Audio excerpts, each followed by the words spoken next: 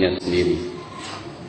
Kaum muslimin, hamba-hamba Allah yang kami muliakan, Ustadz Zulkifli yang tampil di depan Bapak Ibu sekarang, saya rasa tidak asing lagi, tapi mungkin masih dengan image yang dulu. Ini adalah Ustadz teroris. Ustadz yang diisukan sebagai Ustadz teroris ini sekarang sudah menjadi guru tetap di Mabes TNI Jakarta. Sudah menjadi guru di beberapa Kapolda, sudah mengundang resmi dan memberikan kajian kepada jajaran kepolisian sampai ke tingkat jenderal-jenderal di pusat. Beberapanya sudah menjadi sahabat saya. Dan dari sana bocoran banyak tentang Indonesia. Saya akan ceritakan sebentar lagi. Dari tangan para pakar-pakarnya, Ustadz yang dituduh sebagai teroris sekarang telah masuk Australia, Singapura, negeri yang pantang akan mengizinkan teroris masuk.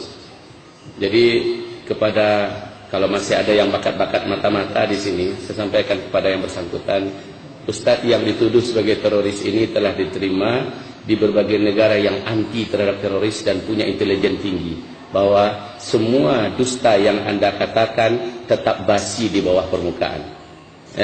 Jadi hamba-hamba Allah yang kami muliakan, bahkan saya dapat pesan dari Mabes TNI, Ustadz Zul, siapa yang mengganggu antum besok kontak kami. Ini minta maaf kalau ada yang masih nuduh-nuduh saya sebagai teroris. Insya Allah dapat berhadapan langsung dengan yang paling penting di negeri ini. Hamba-hamba Allah yang muliakan, beberapa tokoh jenderal kita, termasuk yang masih purnawirawan dan masih aktif, mengabarkan tentang Indonesia, bahwa 2018 Indonesia bukan lagi negeri yang aman untuk di tempat tinggalnya. Bukan lagi 2020 tadi dikatakan Ustaz Siddiq. Sekarang kita akan masuk 2016. Seperti yang dikatakan Ustaz Siddiq, kebangkitan Kristen sudah tercanangkan di Indonesia, dan kebangkitan mereka persis seperti yang dikatakan tadi oleh bunda kita, bahwa akan kami jadikan Indonesia seperti Nigeria, mayoritas muslim tapi dipimpin oleh anak Tuhan. Dan Ahok telah menampakkan giginya dengan sangat berani dan garang di daerah yang paling kuat Islamnya dan juga paling kuat maksiatnya, DKI, pusat ibu kota pemerintahan Indonesia, dipimpin oleh seorang Kristen. Kayaknya seluruh laki-laki yang ada di Indonesia ini harus disunat ulang. Kemudian kaum muslimin, program akan menjadikan Indonesia dipimpin oleh seorang Kristen ini benar-benar akan menjadi sebuah kenyataan, karena mereka terorganisir dalam skala dunia. Di segi kristenisasinya, seorang pakar misionaris yang memang seorang mantan misionaris akan menyampaikan hal ini secara lugas, vulgar dan tajam pada malam hari ini. Yang kedua, Syiah. Apabila sudah bocor agenda mereka 2020, agenda ini mereka percepat menjadi 2018. Sehingga akhir daripada 2013, saat pertemuan para alim ulama Ahlus Sunnah wal Jamaah di Jakarta, tokoh-tokoh besar kita dengan beberapa badan intelijen kita dari BIN di Jakarta Pusat, pada akhirnya disimpulkan bahwa sesungguhnya Indonesia akan seperti Suriah dalam 3 atau 4 tahun yang akan datang. Ini akhir 2013 mereka umumkan. Sekarang sudah berlalu 2014, 2015, 2016, maka start 2017 atau 2018 Indonesia akan seperti Suriah atau setidak-tidaknya seperti Yaman. Wal'iyadu billah. Kemudian yang ketiga, komunis. Inilah gerakan-gerakan internasional yang sudah terasah dalam revolusi, yang sudah terlatih dalam menumpahkan darah umat Islam di muka bumi. Komunis, kebangkitan mereka di Indonesia sangat masif. Hampir-hampir saja Jokowi, kalau tidak dengan tekanan yang sangat dahsyat dari para tokoh-tokoh kita, daripada umat, Jokowi hampir-hampir saja minta maaf secara resmi kepada komunis di Indonesia. Hampir-hampir saja sejarah komunis yang pernah dihidupkan dalam kurun waktu puluhan tahun di Indonesia dikubur hidup-hidup oleh Jokowi. Karena memang kaum muslimin yang kami muliakan, tidak ada yang dapat menyangkal siapa yang ada di belakang daripada Jokowi. Ini tentang komunis.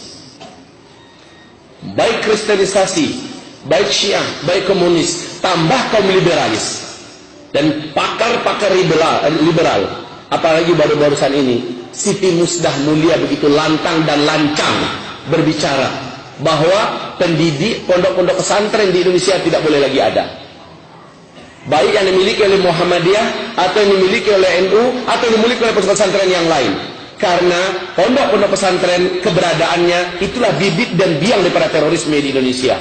Kemudian dia juga berkata, bahkan harus sekolah-sekolah yang ada di Indonesia pendidikan agamanya ditiadakan.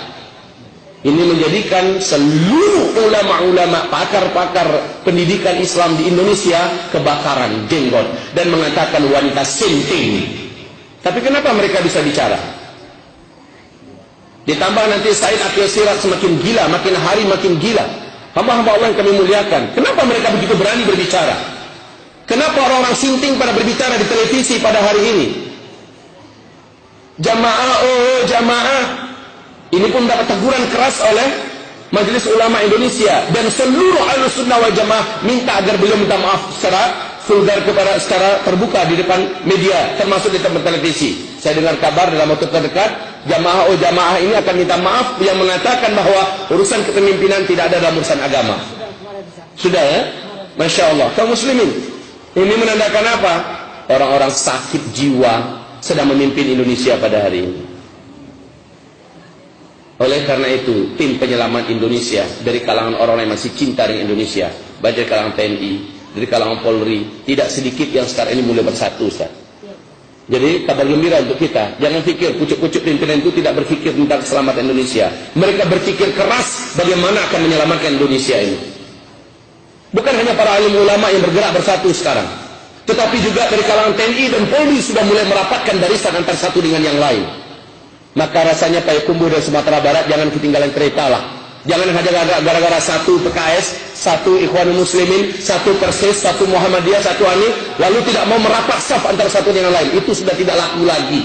Saya di Australia, Pak. Masya Allah. Masya Allah, kaum muslimin. Saya lihat saudara-saudara kaum muslimin kita pedulinya luar biasa dengan Indonesia ini. Saat kedatangan kita ini, baik yang HTI-nya, baik yang PKS-nya, baik yang lain-lainnya, pada mendengarkan bagaimana perkembangan dan nasib Indonesia kita yang akan datang, mereka serius memikirkan Indonesia. Kalau kita memikirkan Indonesia dan memikirkan nasib bangsa dan memikirkan anak-anak muslim kita di masa yang akan datang, beberapa tahun yang akan datang, Indonesia akan negeri terpanas di dunia, mengikuti Timur Tengah berikutnya. Kita tidak menginginkan, tapi mereka menginginkan. Kita tidak suka keributan, tapi mereka menyalakan keributan. Kita tidak suka perang, tapi mereka menginginkan perang. Dan umat Islam paling anti diajak perang. Tapi kalau sudah diajak perang, pantang untuk mundur. Mereka akan